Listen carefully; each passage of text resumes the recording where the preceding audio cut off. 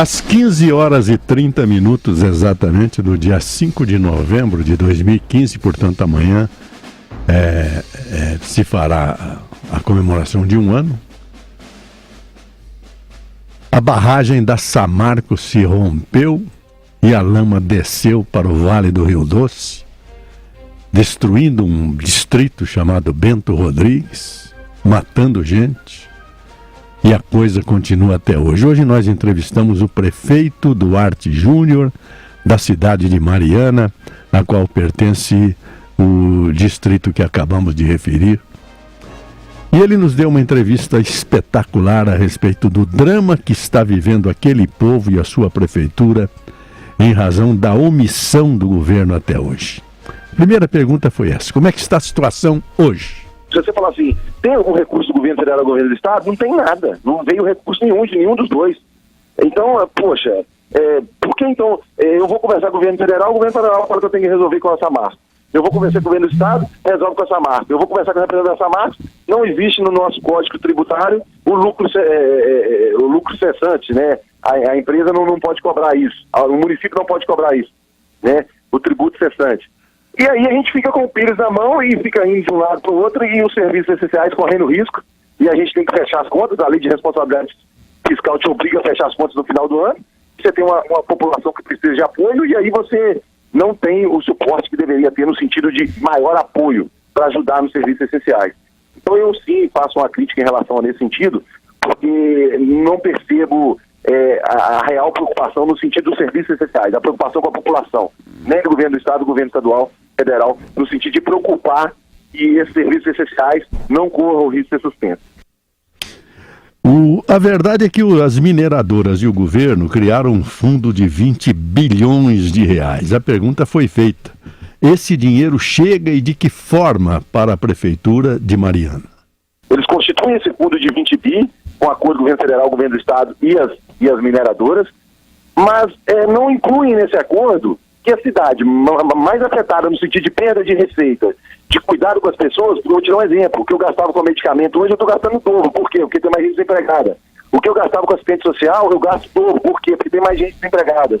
Então hoje, o que eu mais preciso é manter os serviços essenciais, e um acordo de 20 bi não contempla que, se o município comprovadamente demonstrar que um serviço essencial corra risco, pudesse então se socorrer ao acordo para que esse serviço essencial não prejudique mais ainda as pessoas. E por incrível que pareça, isso não consta do acordo. Por mais que nós pedimos, nós não queremos dinheiro de ninguém, nós queremos que só que os serviços essenciais não deixem de ser cumpridos. Claro. Essa empresa ficou aqui 44 anos, tiveram lucros milionários, bilionários. No último ano, 2 bilhões e 800 milhões. E aí a cidade, no momento que precisa, que tem queda de receita, não pode utilizar o fundo para manter serviços essenciais. Então, assim, tem coisas que eu não consigo entender.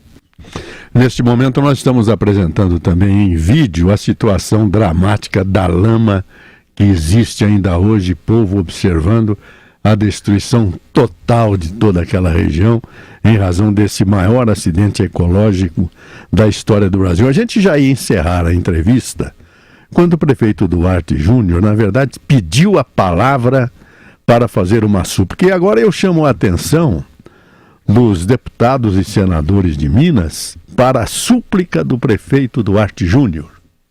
O que é importante também, e eu sei a audiência que vocês têm, é porque o Congresso Nacional e principalmente a Câmara, ela precisa de perceber que o marco regulatório que está lá para ser votado, ele tem que ser votado.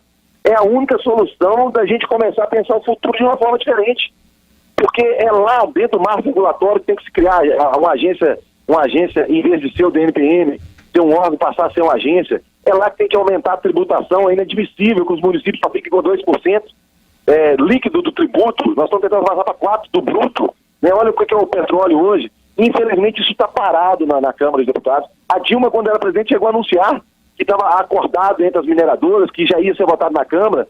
Isso já vai para mais de 5 anos e infelizmente não é votado. Isso é prioridade para nós, municípios mineradores, não só Mariana, para todos os municípios mineradores, tanto do Pará, tanto de Minas Gerais e de todos os outros estados. Então, eu aproveito o espaço para que os deputados comecem a perceber a importância disso para nós, cidades mineradoras. É necessário que, com urgência, alguém levante essa bandeira dentro da Câmara dos Deputados e demonstre que não podemos permitir que mineradores que já tiveram lucros exorbitantes continuem a manter esse lucro. Os únicos que vão perder na hora que esse projeto for votado vão ser os acionistas que já tiveram muito lucro. Então a gente não pode preocupar com o acionista, tem que preocupar agora com as cidades, os vereadores, com o Estado e com a União. E eu espero muito que os deputados possam se unir e votar esse marco regulatório, que é de extrema importância para todas as cidades mineradoras.